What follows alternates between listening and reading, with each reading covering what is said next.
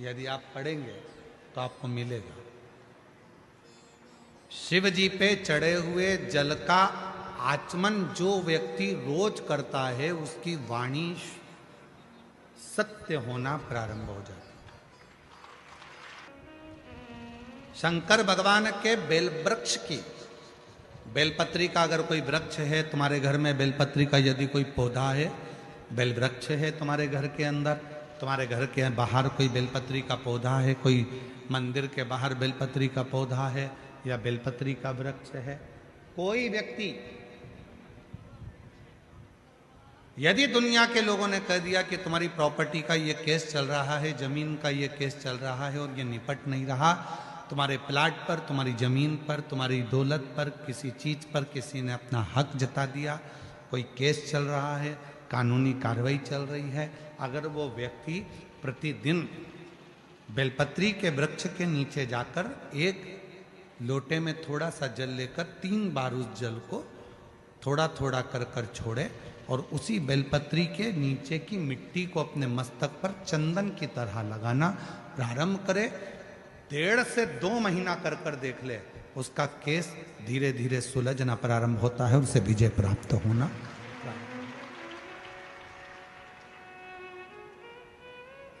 बेलपत्री के वृक्ष की साधना करा करो, कभी कभी करा करो तुम। माताओं से मेरा निवेदन और मेरी जीजियों से, जीजाओं से, मेरी बेटियों से, बेटाओं से, मेरे बुजुर्ग माँ बाप से निवेदन करूं, बेलपत्र के वृक्ष की साधना फल जरूर देती है। उसका प्रमाण है, देखो पत्र आए। मेरा नाम सोनू गणेश बारी है। मैं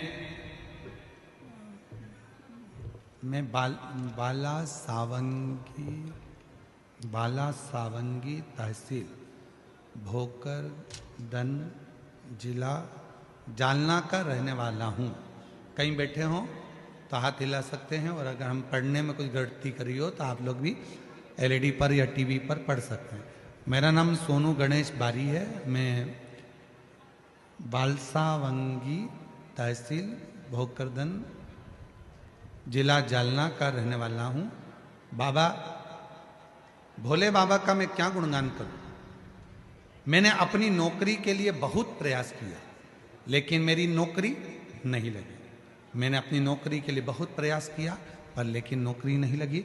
तब मेरी माताजी ने मेरी नौकरी के लिए पशुपतिनाथ का व्रत 2 बार किया और मुझसे कहा कि तू बेलपत्री के वृक्ष के नीचे जाया कर, वहां के जल चढ़ाकर मिट्टी को मस्तक से लगाया कर, तुझे विजय प्राप्त होगी।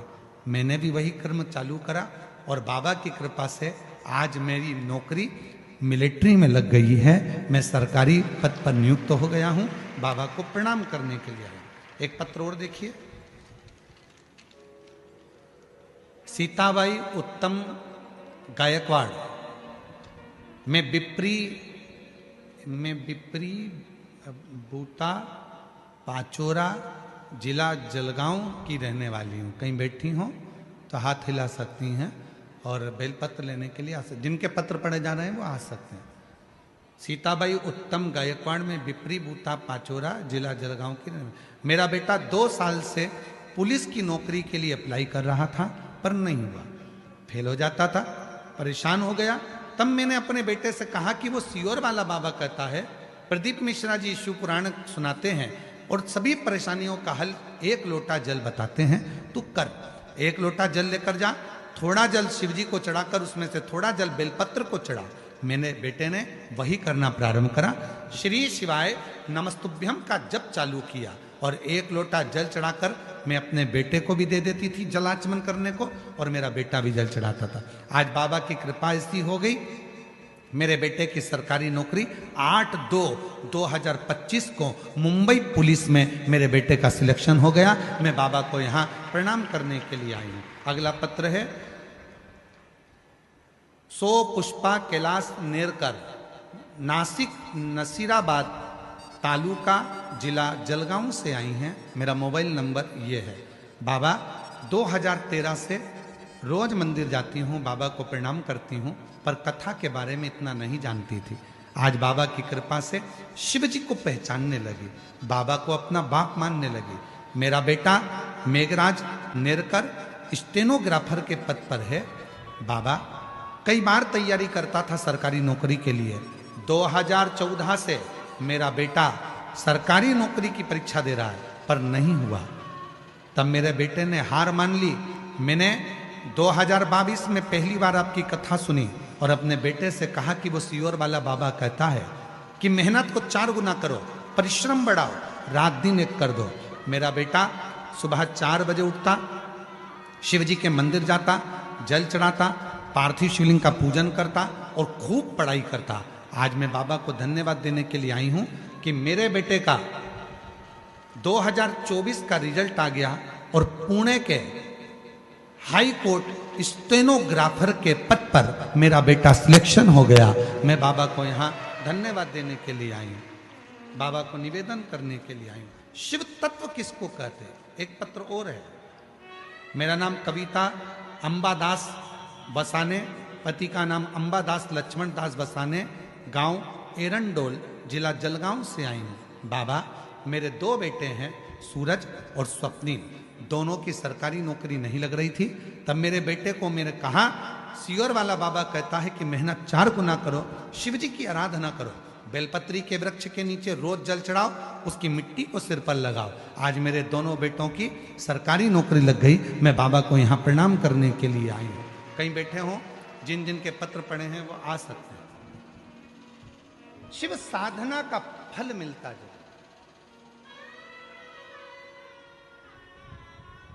हम कई बार कहे हैं मेरी जीजियों से, मेरे जीजाओं से, बेटियों से, बेटाओं से, मेरे बुजुर्ग माँ बाप से, कुछ मत करो तो बेलपत्री के वृक्ष के नीचे भी आप लोटा भर के जल लेकर जा रहे हो तो 3 बार थोड़ा थोड़ा सा जल शिव जी को चढ़ाओ। और चढ़ाया हुआ जल जब गिर जाए तब थोड़ी सी मिट्टी को सिर पर लगाओ। बाबा से अपने मन की भाव कहो, श्री शिवाय नमस्तुभ्यं, श्री शिवाय नमस्तुभ्यं, श्री शिवाय नमस्तुभ्यं, श्री शिवाय नमस्तुभ्यं। बाबा को अपने मन का भाव कहो। दुनिया में किसी की सामर्थ्यता नहीं है कि तुमको नीचे दबा दे। जिसके मस्तक पर बेलपत्री की लकड़ी का चंदन शिव को लेपित कर कर यदि मस्तक पर लगता है, कोई बेलपत्री का वृक्ष यदि सूख जाता है, उसकी जो लकड़ी होती है उसका चंदन भी हम शिव को लगाकर अपने मस्तक पर लगाते हैं। या बेलपत्री के वृक्ष के नीचे की मिट्टी को भी यदि हम त्रिपुंड बनाकर सिर पर चढ़ाते हैं तो दुनिया में किसी की सामर्थ्यता नहीं है कि तुमको हरा दे, तुमको विजय प्राप्त होती है, विजय मिलता है।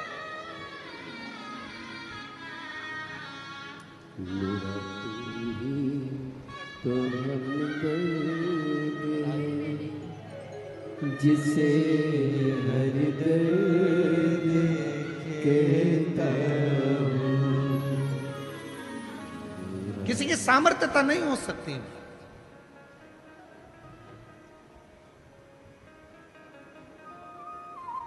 और इतना मालूम होने के बाद भी अगर लोग भटक रहे हैं, कोई कह दे वहां चले जाओ वहां से ये काम हो जाएगा, कोई कह दिया वहां चले जाओ वहां से कोई ये काम हो जाएगा। आडंबर में मत फंसो, ढोंग प्रपंच में मत फंसो। दुनिया में किसी की हिम्मत नहीं है, किसी की सामर्थ्यता नहीं है कि तुम्हारे दुख को काट दे। तुम्हारा दुख तुम खुद काटोगे, कोई नहीं काट सकता। अपनी मेहनत अपने को करना है, अपना परिश्रम अपने को करना है, अपना दुख अपने को काटना है। हमने पहले भी कथा में कहा, अपने को खांसी आई अपने को खांसना है, अपने को छींक आई अपने को छींकना है। किसी की सामर्थ्यता नहीं है कि कोई दुख काट दे, खुद काटोगे। और खुद दुख कैसे काटोगे? एक लोटा जल, बोल बम का नारा है, श्री शिवाय हार। बस अपना भाव, अपना विश्वास, अपनी दृढ़ता को बढ़ाओगे, धीरे धीरे दुख कटता जाए, कटे। वाणी सिद्ध हो जाती है। जिसने प्रतिदिन भगवान शंकर पे चढ़े हुए जल का आचमन करा है उसकी जिह्वा सिद्ध हो जाती।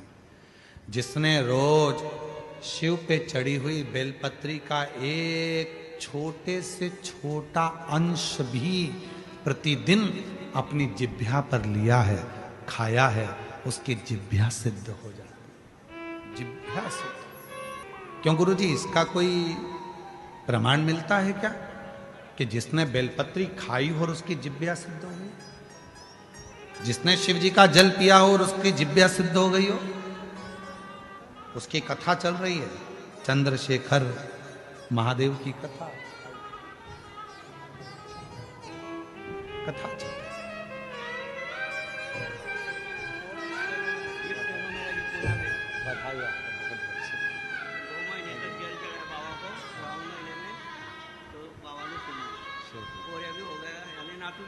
हम बधाई।